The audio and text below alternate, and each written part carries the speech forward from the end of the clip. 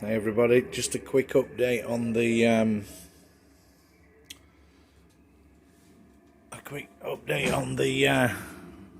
diesel heater.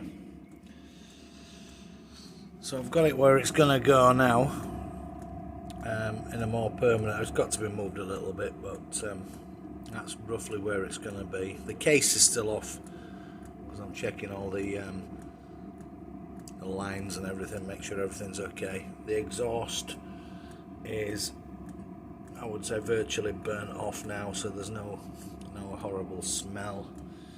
I've added this different flexi duct, and the reason I've put that on is because the groups, the forums, are recommending it,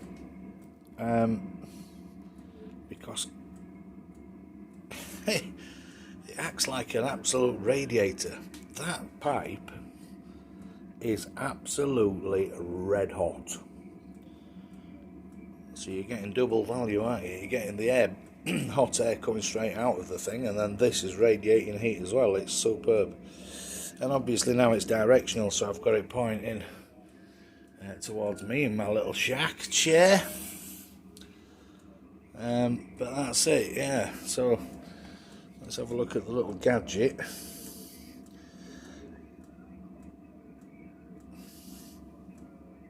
(22 Celsius) and it's on its minimum. It's on its lowest possible running power. So if I click on that, it will probably come up and tell you. There you go. 1.7 hertz, that's the lowest it will run at. And it's 22 degrees.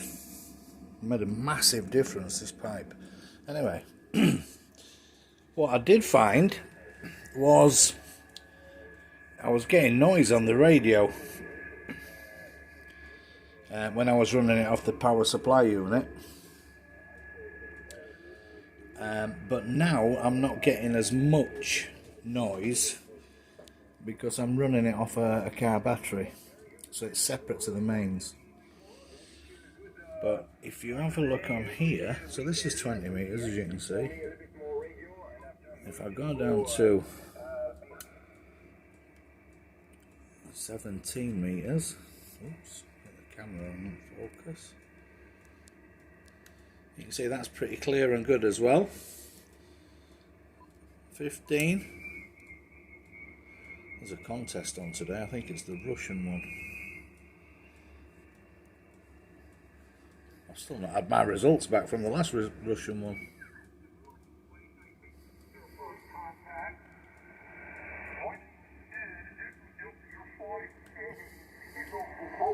So that looks pretty clean, but then as I get down to 10 meters,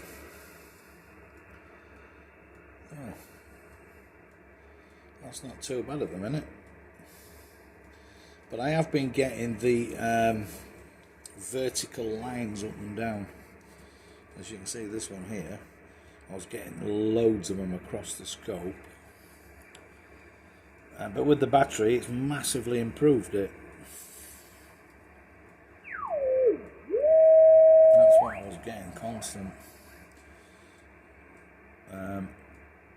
It was unworkable at one stage.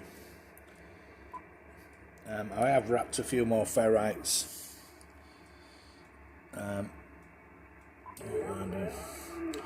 wrapped a few ferrites around the